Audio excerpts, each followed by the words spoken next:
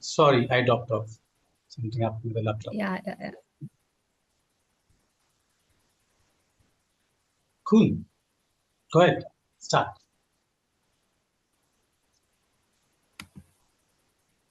Okay. So, our Bangalore's eco region falls under deciduous tropical, one second. Yeah, it's South Deccan Plateau dry deciduous forest. Mm, So, here, throughout the year, we see, the thing ranges, the monsoons are pretty good, but also there is a good dry spell. So there is a good season where the leaves shed. So yeah, we tried to also consider that part while setting in our layers. And the biome here is of tropical and subtropical dry broadleaf forests. And yes, the elevation of Bangalore is also pretty high. That is around 900 meters. And we receive a rainfall of 900 to 1500 millimeters. So this also presents a good moist area that way. And yeah, so so the soil here, as per our research, as I said, the secondary research what we did, it said that there are very shallow soils, undulating hillsides. So yeah, so I think Ananya can speak about the soil and bio. How did we think of coming up with the biomass for the soil? Hi. So yes, Bengaluru being a city, so we found that we had different opportunities to source our biomaterial. So for different purposes, for example, for nutrition, we can use a lot of household compost itself. So we can source it from different people or communities, composting systems, and then we could also tie up with maybe stalls or shops which sell like coffee, so we can collect coffee grounds from there. Uh, so things like that, and also bioenzymes we can use. There's a lot of citrus waste in juice shops, so we can collect all those things, and we can make a lot of material from the waste itself. So for nutrition, there's compost, coffee grounds, bioenzymes, Jivamritam, and dried cow dung powder. For air perforation, we can use paddy huts. Like in Bangalore itself, there may not be many fields, but in the outskirts, there are fields, so we can try and source some paddy huts from there, and also allow for small animals to create air perforation. And then for water retention, cocoa peat can be used. So coconut is majorly available nearby. So we can source cocoa peat. And then for mulch, so we can use the the trees itself. At a later stage, they will start mulching.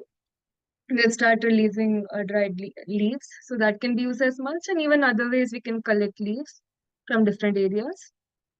And then bagasse also we can use from sugarcane vendors. We can collect the waste from there and use uh, that waste. And areca husk. So there's a lot of areca nut trees which grow around Karnataka, so we can source that.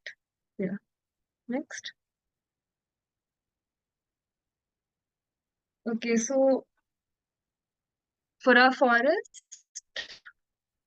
we have some diverse trees. So there are trees of different purposes. So there are some which are fruit trees, some which are flowering, and then they also have medicinal purposes. And there are some of the trees like honge or different trees which help with like nitrogen fixing or increasing the water table and basically helping the ecology in general. So we try to use a mix of those trees. So one challenge we faced is we were not able to find too many climax species. I think we need a lot more research for that, and even more primary research.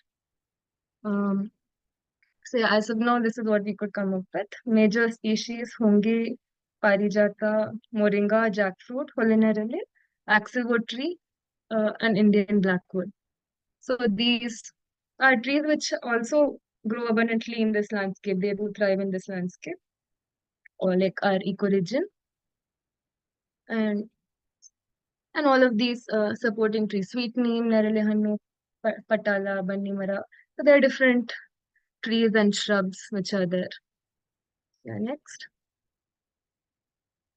And then we also try to maintain a balance of the different layers of the forest to ensure there's depth. And then we have different layers. So the emergent species, we have 8 species which form 20%.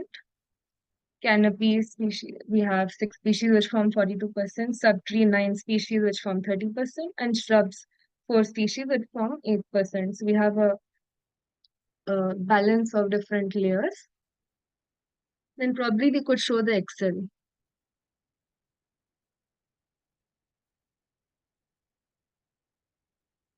So for a detailed breakdown, you can take a look at our Excel sheet. So we actually gathered a lot of species, but still struggle. Most of them we found to have pioneer traits. So we can see our different species which we collected. They have different uses, and according to their heights, they have different levels. You can take a look at that at your own time.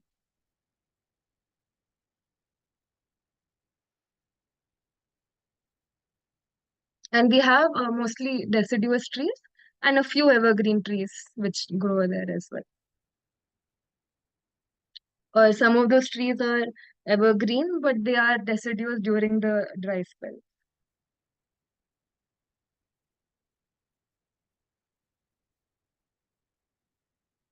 Like amla. Yeah. All right. Thank you. Any questions? Thank you so much. That was brilliant. What do you guys feel?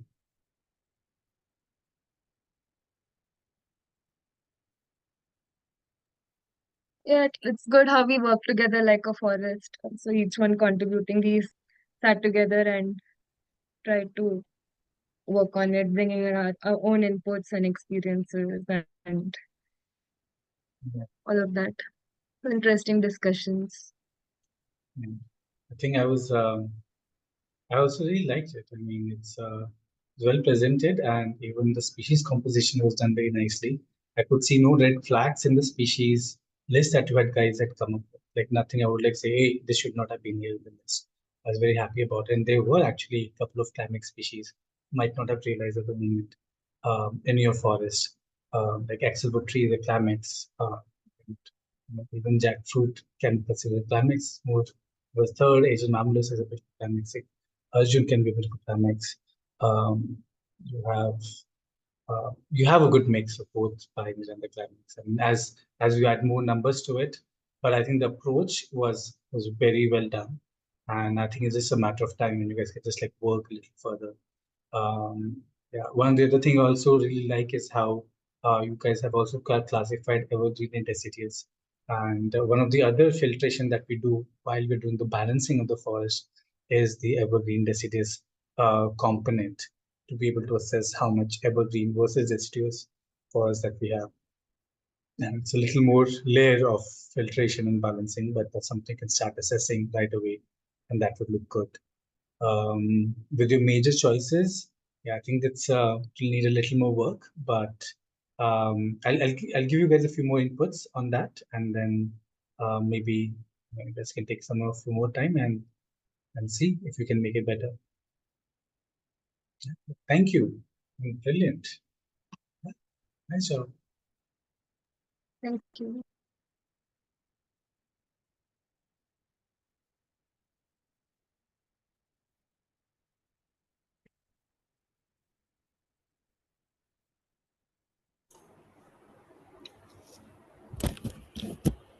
Hello, hi. This is Nikhil from Hyderabad. All the best, Nikhil, and your team. Thank you.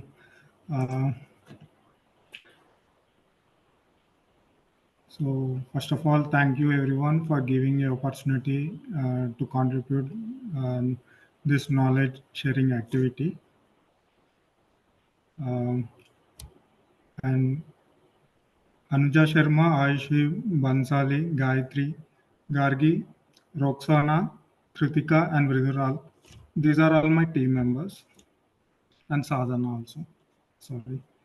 Uh, so would like to share my screen. We have not. Uh,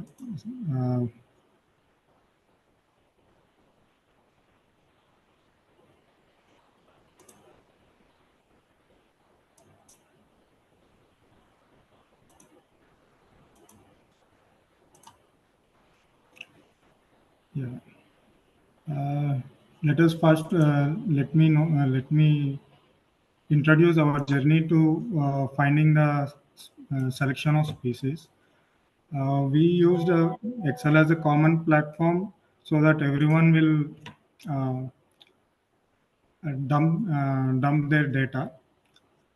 So this is how first Excel was made, so that uh, everyone will be able to easily access the data and share their ideas. Uh, so we have given a choice of three ecoregion: Malabar Coast Forest, Northern Western Ghats most deciduous forest, and Northern Western Ghats mountain rainforest. In this experiment, we have chosen Northwestern Western Ghats moist deciduous forest.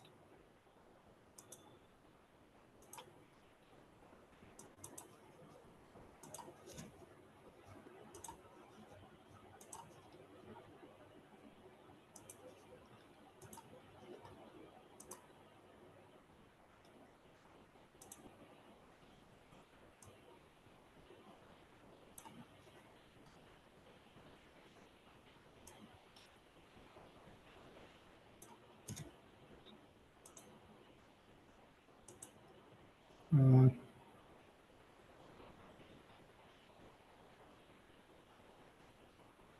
Sorry for interruption.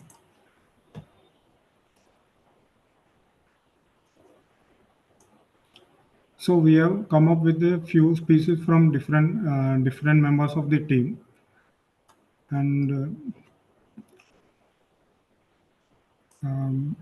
this is our primary survey, which includes the leaf shapes, veins, community, bark description, and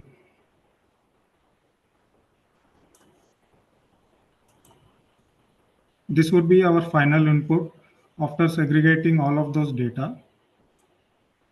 So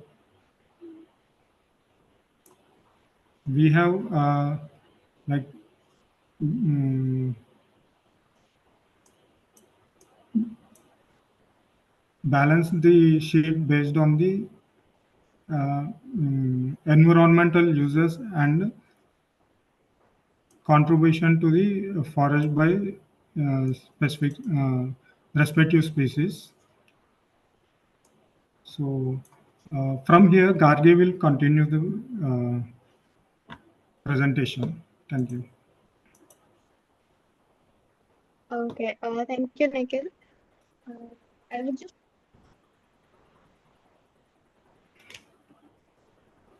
Nikhil, could you please show the percentage side? Sorry, percentage. Percentage, yeah. Okay, so after gathering all the data and putting on this sheet 4, we started prioritizing or numbering uh, based on the canopy layers. So you can see there is a canopy layer, tree layer, and sub-tree layer and everything. And based on that, we put the percentage. And you can see next to the percentage area, we we kind of planned planting 300 trees in one region. So that is the final count you can see next to the percentage. We could not come up with climax and pioneer species. We may have to revisit this entire list and decide and learn more and study more about the plants. Then I would also like to mention that though Mumbai falls or it comes under Malabar region, the entire group we have decided to take the Mumbai surroundings area and not the Mumbai only. About the biome, there are a lot of paddy fields around in Mumbai itself and around Mumbai region. So the paddy husk can be used for mulching. And for composting, there are many industrial composting facilities in Mumbai itself, in Thane and the other region, even the surrounding areas. So industrial facilities, as industrial composting facilities are there, we can easily get the compost there. You can see the first there's the first tree which was mentioned here was teak. So we initially added teak in the list, but we consciously decided to take the teak out of Miyawaki plantation because Mumbai surroundings has massive. There was a time when Forest Department has conducted massive tree plantations. The teak was planted, like it's a monoculture teak plantation you can see around Mumbai. So deliberately we have avoided that in the Miyawaki patch that we will be planting. So yeah, that is all. If Anuja, if you would like to add something, that would be great. Okay, thanks, Gargi. So in our presentation, initially we just did a brain dump, and after that, when we started having a discussion as a team, so some of us are already working with environmental companies like Gargi, and so when she pointed out some of the trees that we needed to remove from here, we did that, and we reorganized the percentage that we wanted to look at. The second thing that we did was there were some trees which we were not sure whether they were duplicates or whether they were really Malabar or, because when we were looking at the research papers, all of us have looked at different kind of research papers. And then at the end, we got a separate list with which we, looked at a one-on-one and decided whether we wanted to keep these or not. And as a group, we decided we will use environmental uses more than anthropogenic uses. So that was our main guiding factor for this forest. We have not done the composting and how we would plant the trees and that kind of we did not get time to discuss all that. And that's all from us. Thank you. Perfect. Thank you so much. I think that's like really great. Is it possible to just scroll a little more towards the left, and I can see the initial bit. I really like how you've also put in the identification part into all those things. You've considered the region that they are belonging to, and that's something you've also seen about what are the larger regions which are considered native for the species. I think I like the attention to the detail over here, and very interesting. Like Emily itself is a bit in controversy these days about whether it's very truly native to India or not. So, but then that's how like every single species has its own story. Yeah. Which are the species that you've picked up as your major species? If I could see that.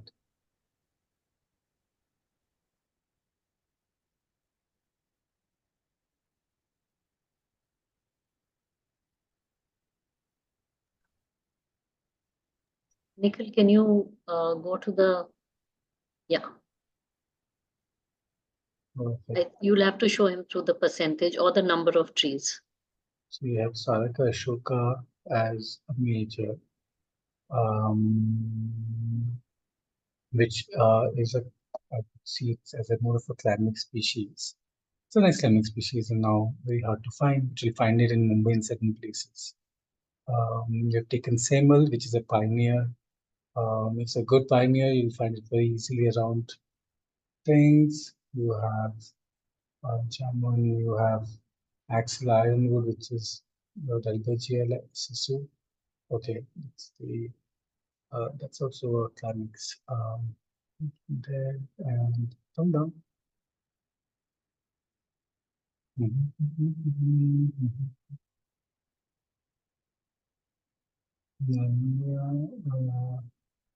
Is that a Gulmohar? So Gulmohar is not a native to the land. I think you've made it 0. Yeah, that's okay. Vitamin sperma.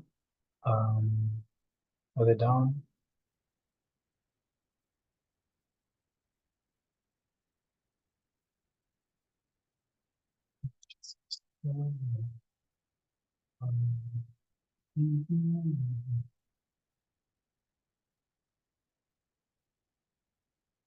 Perfect.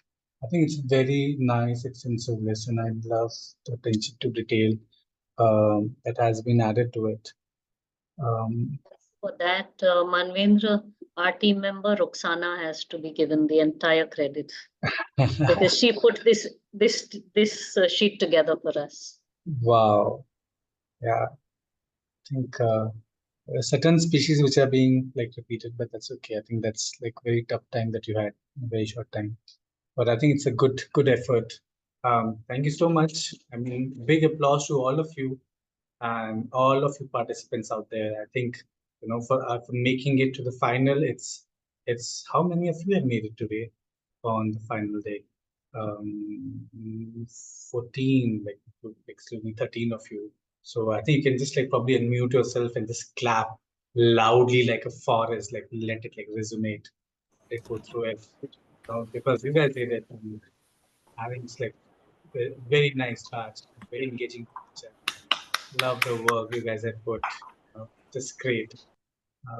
Yeah, and thank you. And with this, we would like to close the workshop.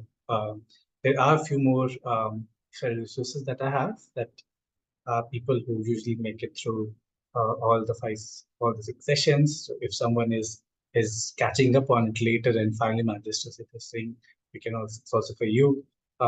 Just drop me a message and I'll send you a few links, which would really help you work further and you know, further elaborate, and it would also help you understand what's next from here if you want to grow in the respective field or want to be forest. A bit of collection of researches that can really help. For researchers, like actually for the different areas. And well, Anuja, you had a question about it. Do I have a list? I have some things which I'll still pass with you, and I'm pretty sure you'll be able to make something. Yeah. Is there an advanced workshop? I mean, I would love to do that, but advanced workshop is something we usually do as part, like it's usually on site, because then there are much more complicated things that we usually take over. And on site, workshops can be a little more expensive. So we used to host it ourselves at one point, but now what we do is once in a while, there's a client with who we are already doing a project, or who commissions a workshop properly and exclusively. And then as part of it, if they are open to asking people from outside to come and join, and that would help them compensate, because a part of that fees. So they usually do that. So if you know someone who is would be happy to host an advanced level workshop or a more detailed ground workshop, then feel free to reach out to us. But if we ever do it and some of the clients do it, I'll circulate the message for that. Yeah, we can execute it for 7 to 8 participants. So if there is an interest, then that's Omkar Singh. He's joined me today. He's a partner at Dharti Amrit. Yeah, I think together we have made lot of forest. It's just been a journey together. So reach out to us if you have an interest, and we can figure out some things, how it can work out. Because it's also, it goes by the volume. The more number of participants we have, the more easier it is for us to make it feasible. Sure. And thank you for being part of this sharing journey of mine. And I do it on Gift Culture. So technically it's just the view of the forest, especially when it comes to when I feel that knowledge should be shared, and like everybody should be given opportunity to grow and explore as a forest creator. And I'm so happy a lot of you folks are getting back a lot of knowledge about even species and how to see the forest as a unit. And in return, you can always help me out in ways you would like to do things. You can give me gifts, give me money. I'll be very happy to take it and spend it on things I love. You can support us at Hajalo with a bit of donation that we can help, or you can help us connect as part of Dharti and to possible projects that we can implement. I mean, that also could be a great help. And you can write us letters, you can send us gifts to our address, and we'll send those details again. Just be a forest, and I think that will be the biggest gift to me. We can do projects. I mean, if you ask for execution, yes, we have our own things, and you can reach out to us separately, and we'll be able to share with you, like based upon what your requirements are, what your things are. We can look into it. I'll be very happy to. That's it. Thank you. How does the soil type play a role in plantation like basalt lateral soil? Oh, it's very interesting. So basically, it also defines then what kind of majors you will be having. For example, if in certain area you have a laterite soil, your major will tilt more to a Hardwickia pinnata, and there are certain species which are much more adapted to that kind of thing. So your majors will shift completely based upon the larger soil type. And in places where it's much more basaltic, you'll have a few different kind of majors coming in. So that's why your species list kind of exercise that you've done is you've done with very basic premises, and I would invite you to start exploring how it affects. One of the things that I'll be sharing with you is this amazing book as a resource thing, which actually was the two books which I really love, and I follow them as a Bible. One is the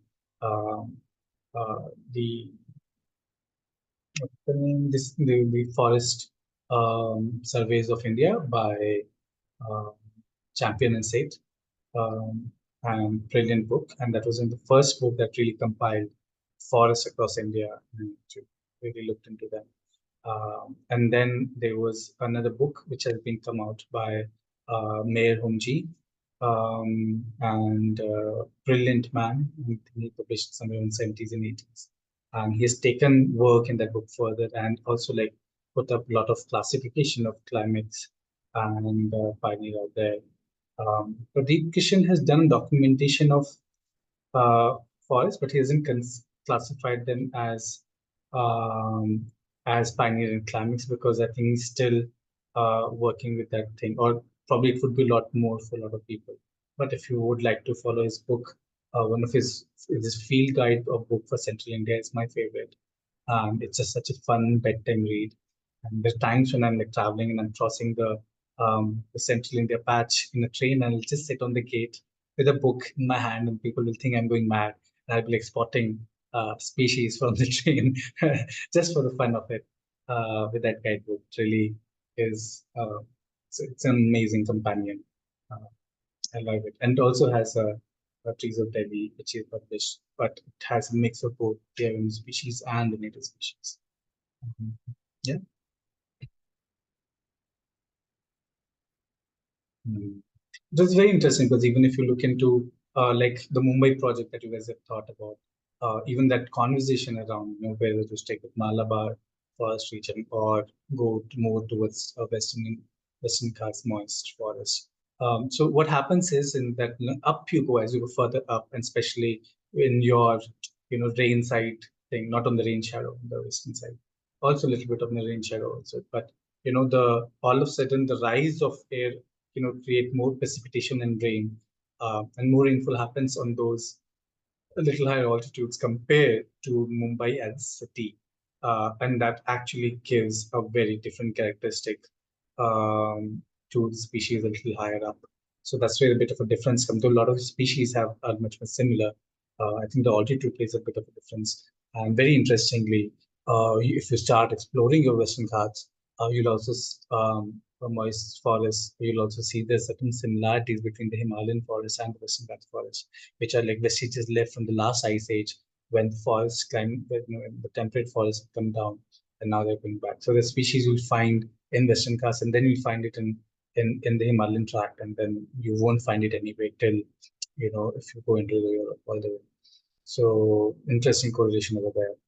But even if you look into the Malabar coastal forest and you really do its own climates survey, then most of the species you won't even recognize because it's one of the most disturbed ecosystems ever.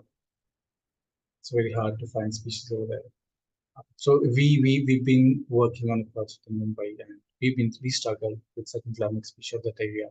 So we have our forest, even the forest that we find forest we're working with is has a lot of aspects of it has a few of the climbing species it's missing from the list that we would love. Like we managed to do a lot more, but it really helps when we have like more long-term projects where we can even create our own nurseries, because in the end that's what you would want to do. Either give out orders to the nurseries, partner with them, or to be able to set your own nurseries, your own seed projects, so you can expand the kind of biodiversity that you can work with. Yeah. And even when you look into Bangalore, I think it's a very good understanding of the equation that you guys do. So somewhere it's there. Just keep trying, keep working, and wherever is a question in life and you're stuck somewhere, just give me a call. I'm quite accessible. Like if I'm not picking a call, just drop me a message to you, and I'm always very happy to guide. And the rest, thank you so much.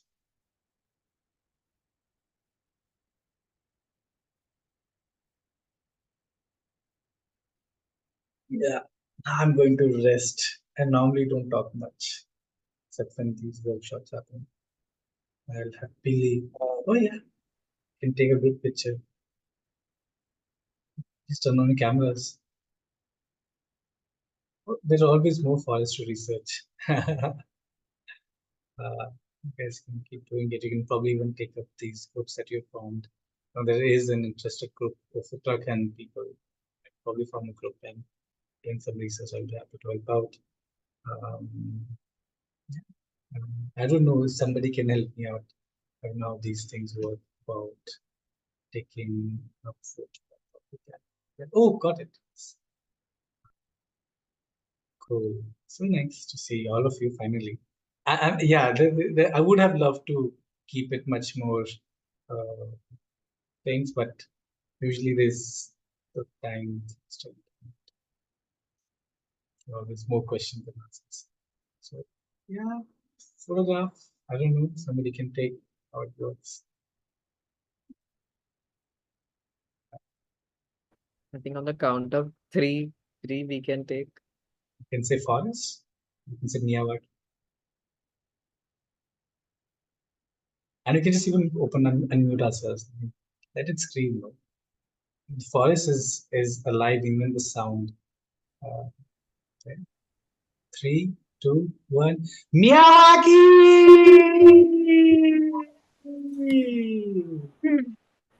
Thank you. Thank you so much, all of you. Yes. Bye. Goodbye. Time of your life.